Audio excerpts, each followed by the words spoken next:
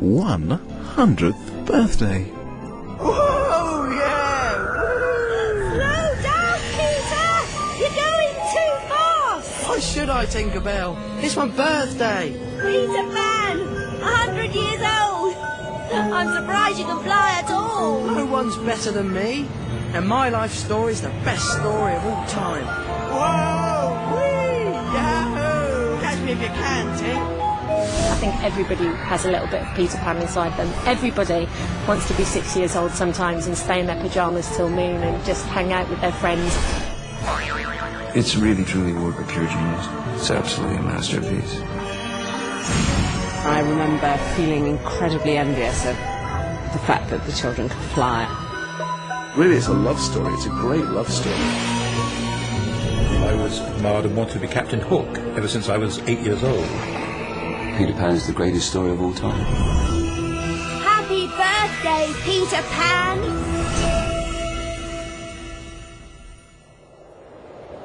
I'm the busiest superhero ever. I've been in plays, books, there've been movies, records and hundreds of pantomimes, even video games. So where are we going, superhero? Back to 1904, when Peter Pan was born. You mean when the play was written? No, I mean when it all began. If you ask your mother whether she knew about Peter Pan when she was a little girl, she will say, "Why, of course I did, child." If you ask your grandmother about Peter Pan when she was a girl, she also says, "Why, of course I did, child." This shows that Peter is ever so old, but he is really always the same age, so that does not matter in the least. Everyone knows my story. I'm the boy who never grew up, who took Wendy and her brothers to Neverland, where we fought Captain Hook and the pirates. It's my story too. It's my birthday. Okay, this is the plan. Good night. We're taking these kids on a journey about my life. It's all about me. Ready with the magic dust, Tink? Here goes.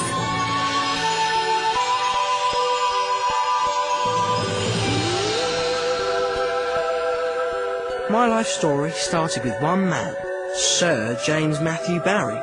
J.M. Barrie to his friends. Who's he? A really famous writer who wrote a groundbreaking play all about me. I call him the Inky Man, because he wrote his books and plays in pen and ink. No computers in those days. So, what's with the dog? The Inky Man used to walk him every day in Kensington Gardens. He didn't have any kids of his own, so he talked to the ones he met in the park. That's how he met George and Jack Llewellyn-Davies. And they changed Inky's life forever. Without them, Tink, I would never have been born. You see, every day George and Jack's nanny took them to the gardens with their baby brother Peter. And they caught Barry's eye, and of course he was always intrigued by children, always related far better to children than to most grown-ups. And they gradually made great friends. Inky can make his eyebrows wriggle. They even got his dog to do tricks. I've never liked dogs myself. But George and Jack thought Inky and the dog were great. That sounds pretty weird. Not in those days, Tink. George and Jack loved listening to Inky's fantastic stories. And remember, this was 100 years ago. Grown-ups hardly ever talked to kids. They were supposed to be seen and not heard. You mean they had to creep about on tiptoes? Nah. But kids like the Davis boys spent most of their time in the nursery or with their nanny, and only saw their parents once or twice a day. No wonder they loved listening to the Inky Man. And at some point, Barrie in fact started telling George in particular a story about his baby brother Peter, who at night would often fly out of the window and go off to Kensington Gardens and have a few adventures with the fairies, and then pop back before dawn, except for the day when he came back and found the windows barred. So he becomes the spirit of Kensington Gardens. Of course, back then I was only someone in stories that Inky made up with George. Thing is, the Inky Man had never actually met Peter and George's mum and dad. At that time, you couldn't be a proper friend of the family without being formally introduced by another grown-up. So what did he do? He got a lucky break. One evening, Barrie was at a dinner party and he found himself sitting next to a lady who he thought was the most enchanting lady he'd ever seen. And he was rather intrigued by the way she was secreting after-dinner sweets in her handbag. And he asked her who they were for, and she said, for Peter.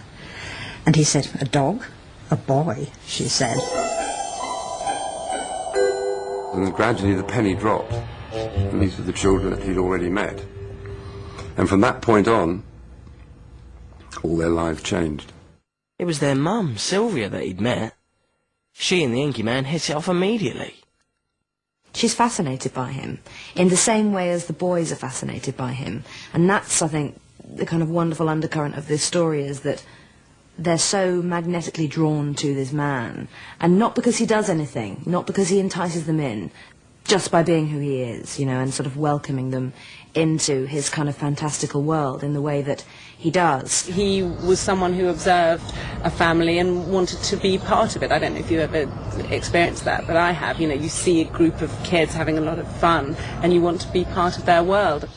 Anyway, little by little, Inky got more and more involved with the Davis family life. He was always telling the boys how wonderful they were. And of course, all mums like that.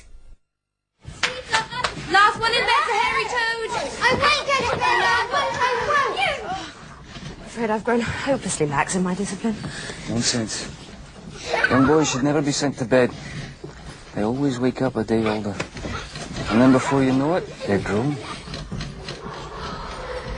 It is a love story, but it's a love story between J.M. Barrie and the whole family. But I think it must have been very hard for my grandfather, hard for Arthur.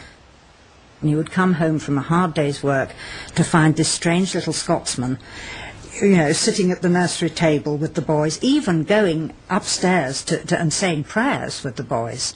I mean, that must have been rather hard to take.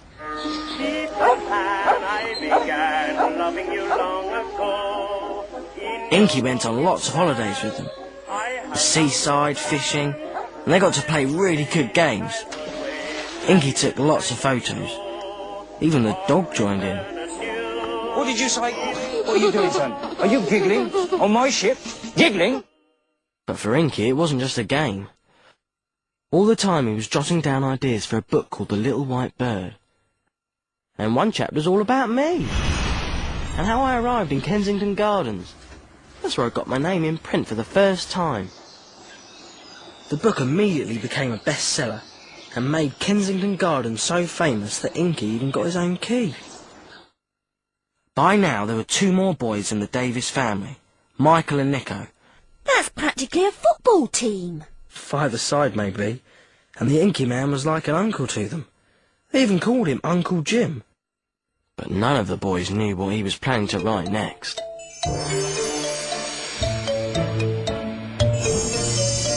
In October 1903, Barrie started a new set of notes, simply called Fairy Play, where I think it's note 14 is suddenly Peter Pan. I was in a play all of my own, Peter Pan, The boy who wouldn't grow up. and ruled the kingdom of Neverland. I made Peter by rubbing the 5 of you violently together, as savages with 2 sticks produce a flame. That is all Peter is. The spark I got from you.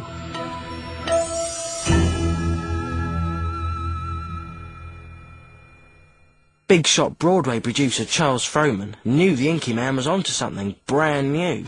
A play for kids and grown-ups. It had never been done before. He booked me straight into the Duke of York's Theatre in the West End of London. My play was so new that the actors took loads of rehearsals to get things right. Especially the dog. First you get the pyjamas, then you make the bed. With my paws? You make the bed with your paws, the pyjamas you get with your teeth.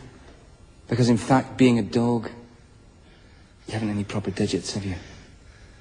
Well, I don't have any teeth either. Can we get him some teeth? You can have mine.